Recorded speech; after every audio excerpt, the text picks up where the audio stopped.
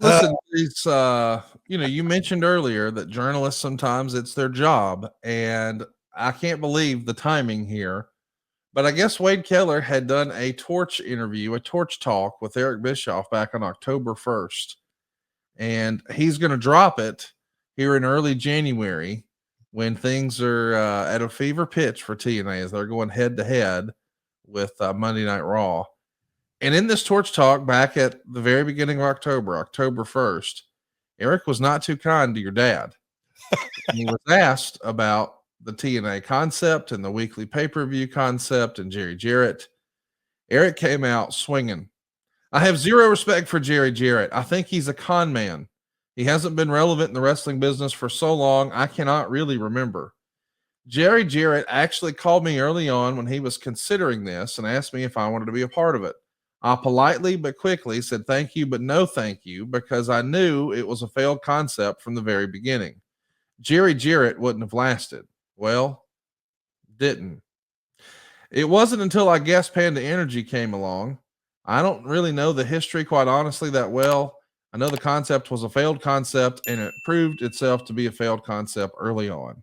And Keller said, I will say in fairness to Jerry that he believes Jay Hassman lied to him about what the revenue would be in those early weeks and months, and he overspent based on anticipating that revenue. And Bischoff was quick to retort and says, in other words, this guy who's supposed to be a wrestling executive and a really smart guy and holds himself out there to be one of the smartest guys in the history of pro wrestling, let a potato head like Jay Hassman convince him of something that he should have known himself. That right there, I think, is a perfect frame for what Jerry Jarrett really is. He's an idiot. In terms of the wrestling business, maybe he's a genius in the construction business, but this is a guy that ran a small-time territory back when regional territories were relevant, who didn't have any concept of all of a national television platform. He had no understanding at all of what pay-per-view was like. Otherwise, he would have never hired or listened to Jay Hassman. He is what he is. He should have been promoting small regional wrestling events in Memphis and stayed out of businesses he really didn't understand, which is why I would have rather painted houses and dug ditches than gone to work for him. My goodness. I have never seen that interview. Oh, I was not actively following wrestling when this all happened in 2010. So when we came across this in the research, my eyes kind of bugged out because when I put you and Eric together again through all of our little podcast ventures, I could sense that there was maybe a little hesitation on both sides, and then everybody settled in and we're just a big hunky-dory happy family. But I didn't know that this was part of the water under the bridge. Did you hear about this interview at the time? I know you've had an on again, off again relationship with your dad. It felt like he was unnecessarily being cruel and spiking the ball. Maybe that's because I hold your dad in such high regard, but I never worked with your dad. I just knew your dad as this legendary promoter who was always my one of my best friend's dads and super kind to me. So that's kind of where I left it. But in black and white, out of context, boy, this reads really bad. How did you receive that? And how do you think your dad received it? well, I can't remember if I had heard about it like right exactly. So I'm trying to, but I knew through maybe not even through interviews that there was no love lost between the two.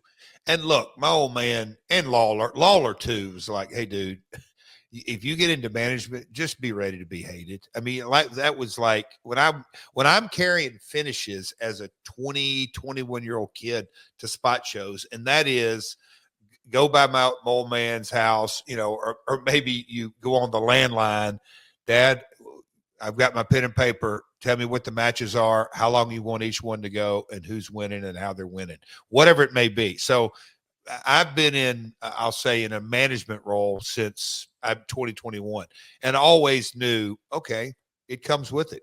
Heat comes with it.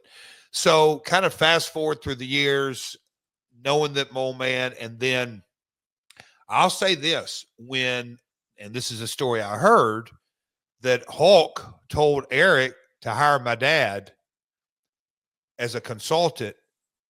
In my gut, that felt like, now, wait a minute. That ain't going to sit right with Eric, but he's going to do what, the golden goose wants. But you know, then me and Eric's relationship on my first run, and then me being aligned with Russo, I'm trying to make sure I don't. So me and Eric never really worked in depth together, and by life circumstances, we were kind of always on opposing sides, if you will. And I'm telling you, the one who really, I don't say brought us together, if you will, but Karen always got along with Eric, and they all, you know, I think you would, Eric would say he always got along with Karen.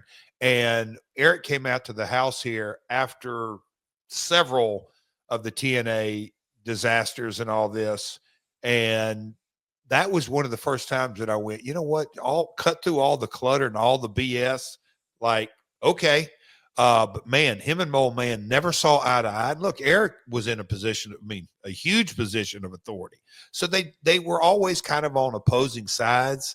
I remember reading that quote. I don't want to say it was right during the time, but if Hassman was such a dumbass, which he screwed us, but he worked for Eric. So I don't remember Eric firing him. Maybe I missed that, but you know, he was one of Eric's employees, and kind of during the heyday of WCW on pay-per-view buys. Well, it's at least what he told us. So anyway, it's wrestling, it's business, it's life. But man, yeah, the daggers were out, if you will, in that. And when you read it today, like you just said, you go, yikes. But back then, I didn't really put too much. It was what it was.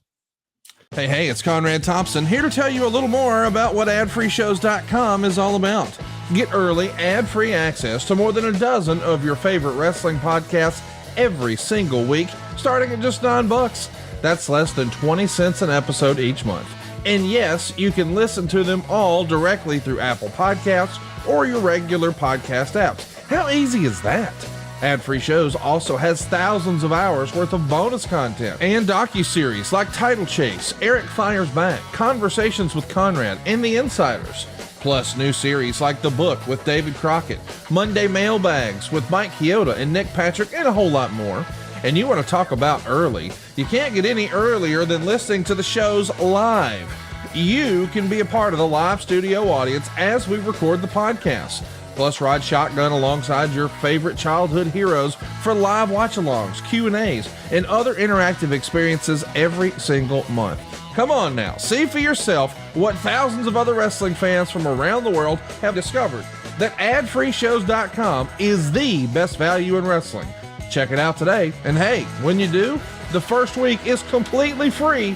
adfreeshows.com.